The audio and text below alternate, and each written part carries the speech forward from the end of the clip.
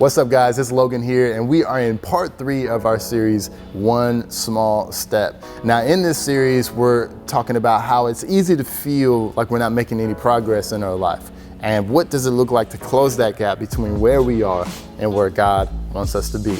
You know, I can remember a time in my life where I was at church and it was in the middle of worship.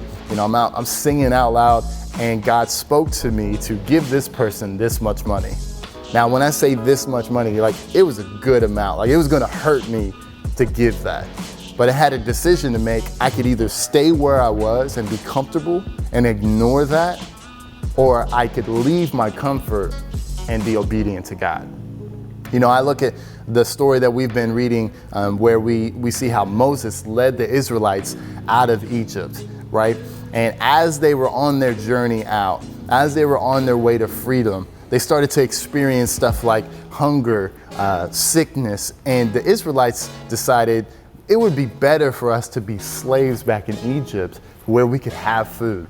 And in their minds, they were thinking it'd be better to turn back to the life that they were living before instead of going forward. You know, I think a lot of us sometimes, just like the Israelites, we say, you know what, it'd be easier to turn back now instead of keep going forward.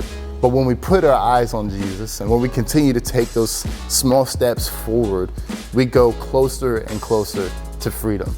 So back to that story to where I had to give money to that person, it didn't just end there.